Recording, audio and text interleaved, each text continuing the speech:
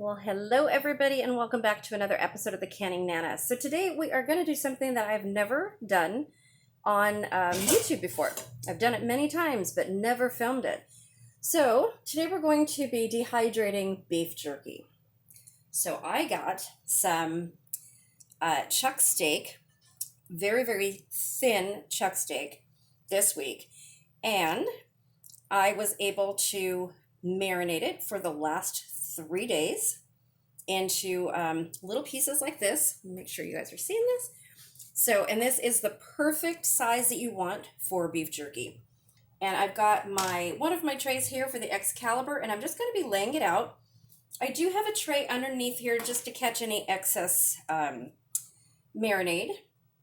And I'm going to be putting it in my dehydrator at 160 degrees for 6 to 8 hours. So I have not yet done this in my new Excalibur, so I'm not sure exactly how long it's going to take. It says 6 to 8 hours, but we're going to see. So this is new to me too because I've done it in the oven before.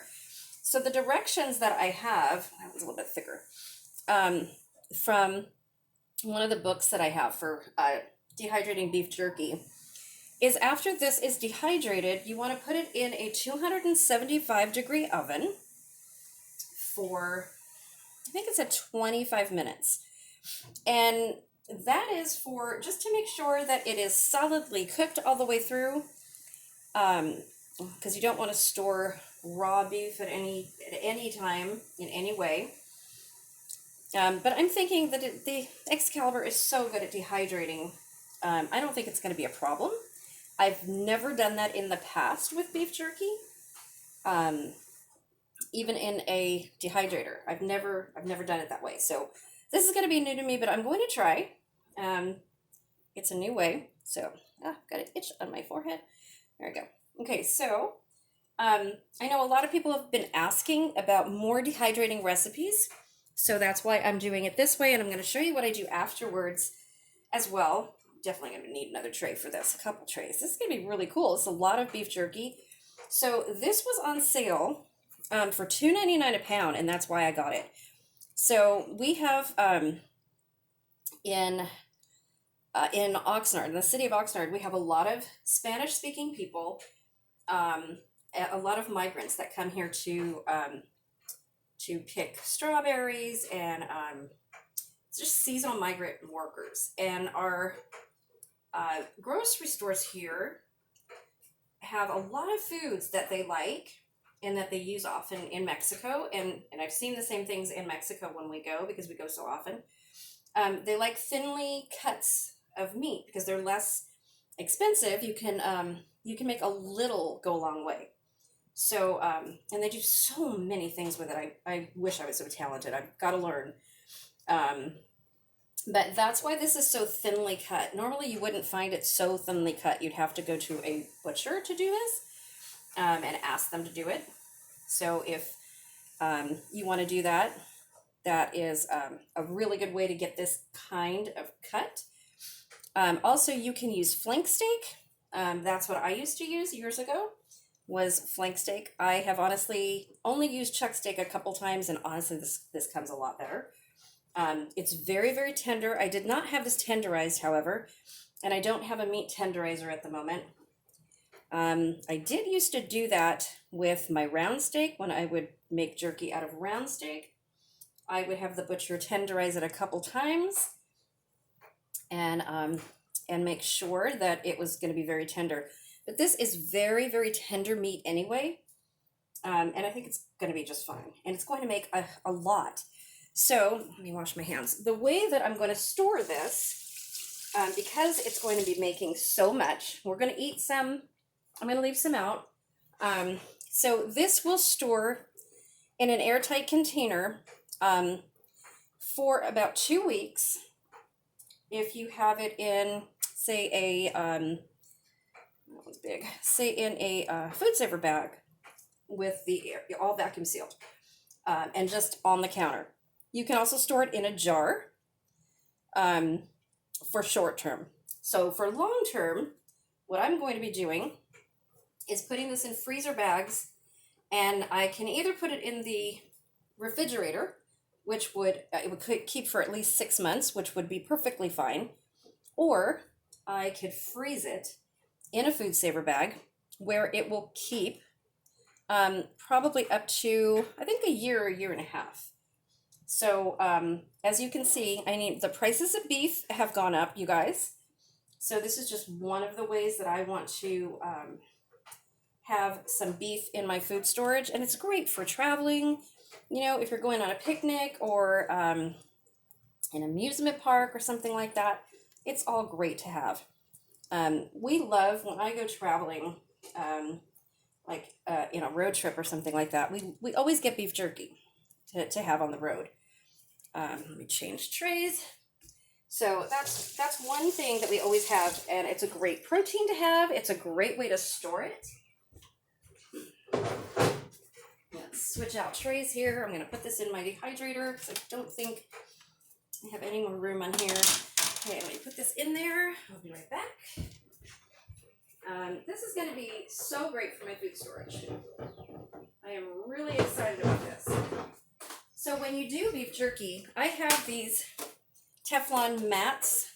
You really don't want to use these for that because you want the air to circulate on here all around the meat. So, there's little teeny pieces in here. So my husband cut this up for me and put it in the bag. So all the credit goes to him for that. Yeah, this is going to make a lot. So I got 2 packages and I paid $2.99 a pound. I think I came out of there, I'm trying to remember, I think I paid about $10 for 2 packages, which was about, about $10. It was about 3.5 pounds, I think it was. So I think that's a really good deal for beef jerky. You guys know how expensive beef jerky is in packages. I mean, you get like 2 ounces for $12 for the really, really good one. There's some rosemary on that tray. So I think this is going to be a really good asset. I'm going to make this a little bit smaller. See, it's so tender. It just breaks. It's very, very thin. It's going to be really good. So we marinated this. We didn't have any teriyaki sauce. And my husband is an excellent, excellent cook. If you guys have watched any of our videos before, you know that he gets all kinds of views when we do video recordings of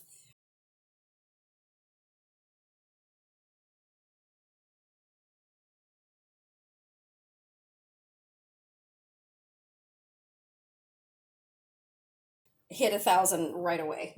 It's really cool. I wish I could get him on video with me more often. I really do. Because everybody seems to like when he's on.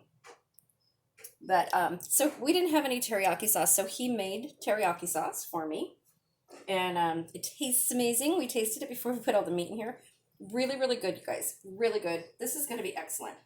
I'm really excited. Like I said, I used to do this all the time. I say my former life. It's over 25 years ago. And I used to do it in the oven. And in the oven, if you don't have a dehydrator, perfectly fine to do it in the oven. Do it on the lowest temperature you have. I used to do mine overnight. And just watched it. I would set an alarm to get up during the night and really, really watch it. Especially when you have smaller pieces like this, they're going to dehydrate faster than the other ones. You don't want to cook it in the oven. You want to dehydrate it. So that's something that you have to be really careful for. But if you really watch it and you put it like on the lowest settings, usually 150 to 180 degrees, it comes out really well. It takes a little bit longer, it seems like, in the oven than it does in any of the dehydrators that I've had before. And I have only used the Ronco dehydrators to do jerky before. That's all I've used, and it comes out perfectly fine. So it doesn't matter if you have an expensive dehydrator or a cheap dehydrator. A dehydrator is a dehydrator. Also, we have a GoWise air fryer, which can also be used as a dehydrator. It has a dehydrating setting on it. You can make yogurt in it. It's really cool. So look at that. Perfect piece of beef jerky. You guys see that? Yep, look at that, perfect. So all of this, it's gonna be a lot of beef jerky. So, and I do want this for long term. Like I said, road trips or whatever, picnics, camping, perfect for camping, you guys. And I'm gonna be doing some more dehydrating recipes. I just found a really good recipe for tofu. I know a lot of people don't like tofu. I happen to love it. My husband does not, but it is a form of protein, and I think that any kind of protein that I can store and add to my food storage for the prepared pantry is a good deal. So I am going to be doing that. And it's a really simple recipe, also with teriyaki, that I'm going to be doing. I went to Aldi yesterday and last night to get some more of this meat, and the shelves on everything, not just meat, were completely empty. So they had chicken. They had a lot of chicken and fish that was clearanced.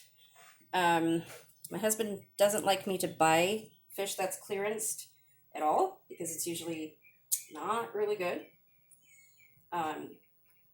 So I didn't buy that, and I'm really stocked up on chicken, but I'm not stocked up on beef. We're stocked up on pork, but beef is my biggest thing, and I'm really looking for stew meat because that beef that I made and I canned, it came out so well. Oh my gosh, so good. Okay, third tray. I really enjoyed that, and I've used it in a few dishes already, including tacos. Okay. And it came out really good in tacos. It comes out almost like a pulled pork. Really good. Not the first time I've canned beef, but I believe I canned that with some beef broth. I don't remember, either beef broth or I made up some better than bouillon and added water to it. But it was, oh my gosh, it's so good. And I think I've only got maybe 4 jars left, and they're pints. And so I do need more of that, definitely need more of that. So I went to Costco the other day, and the prices were super high.